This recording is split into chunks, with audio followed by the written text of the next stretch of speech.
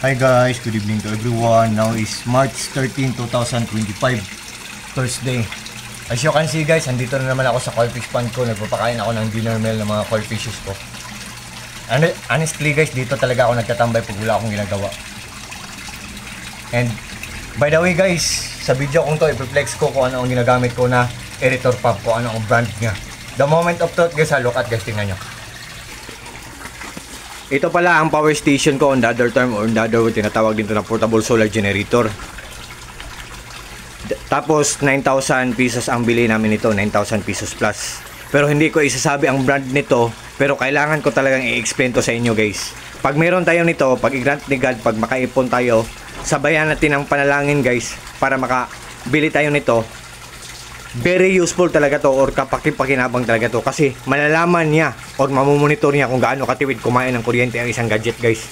For now, sa ngayon 70% pa lang ang natira na battery, so hindi pa masyadong nagamit to, and zero consuming, so wala pang gumagamit. So ito ang sinasabi kong i-flex ko na aerator pump guys, or air pump. Rizan aerator pump or Rizan air pump. On that, Rizan ang brand guys, or electromagnetic air pump ECO-003. Rizan aerator pump or Rizan air pump. Rizan ang brand guys. Sabi ng box guys, oh. Sabi ng box ha, 35 watts daw siya, oh.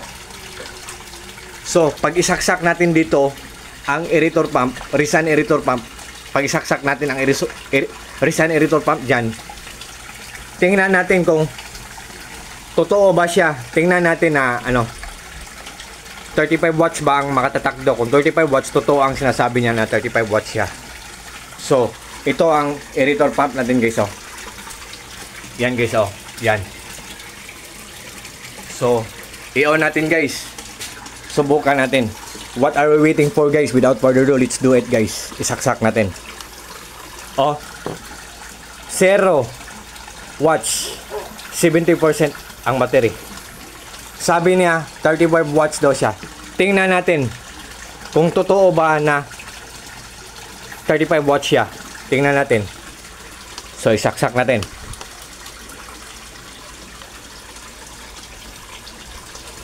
Yan, commander na. Yan guys. Oh, sabi niya 35 watts daw siya. Pero ang power station, ang sabi ng power station, hindi siya 35 watts, 18 watts lang siya. Kahapon nagiging 17 watts siya. Guys, sa lahat ng mga fish keepers dyan, sa lahat ng mga naghahanap ng mga aerator pump dyan, I think ito na talaga ang kasagutan. I hope isalin nyo sa inyong listahan ang product ko sa link ko, or ang product ko sa Yellow Basket ko. Sa lahat ng mga fish keepers dyan, Rizan aerator pump or Rizan air pump talaga ang bilhin nyo pag kailangan kayo ng air pump or aerator pump.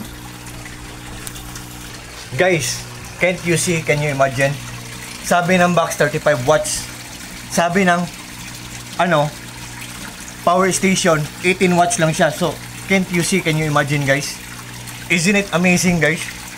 Isn't it surprising? Isn't it exciting? What can you see guys? What do you think, di ba? Ang ganda ng quality, tapos matipid pa sa kuryente, tapos mura lang, affordable lang, at hindi kamahalan. What you see is what you get guys. Nothing more, nothing less. Walang labis, walang kulang. Believe me or not guys, sa maniwala kayo or sa hindi. Ang pad natin guys, ay 3 feet deep. 3 feet ang lalim, pero visible pa rin ang bubbles niya. What I mean guys, makikita pa rin ang bubbles niya. Kasi sa sobrang lakas niya, ang daming bubbles na nakikreate niya. At the same time, ang dami ding mabibreathe na oxygen ng mga koi fishes natin guys. Look at guys, oh. Yan.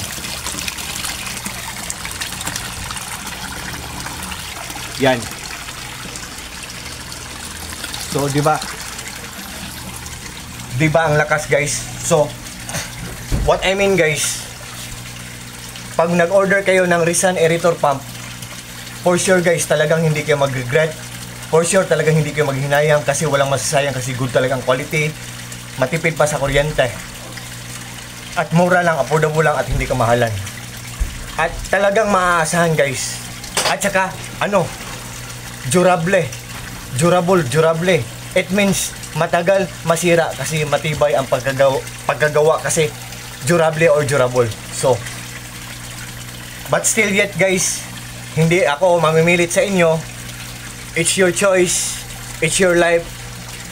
Kayo pa rin ang magdesisyon guys. So, it's up to you guys. So, I think for this time guys, hanggang dito muna lang tayo sa lahat ng mga friends ko dyan. Good evening. Thank you so much yung lahat. Maraming salamat yung lahat. Especially na kay TikTok. Thank you so much. At God bless sa ating lahat guys. Bye bye guys. Good evening.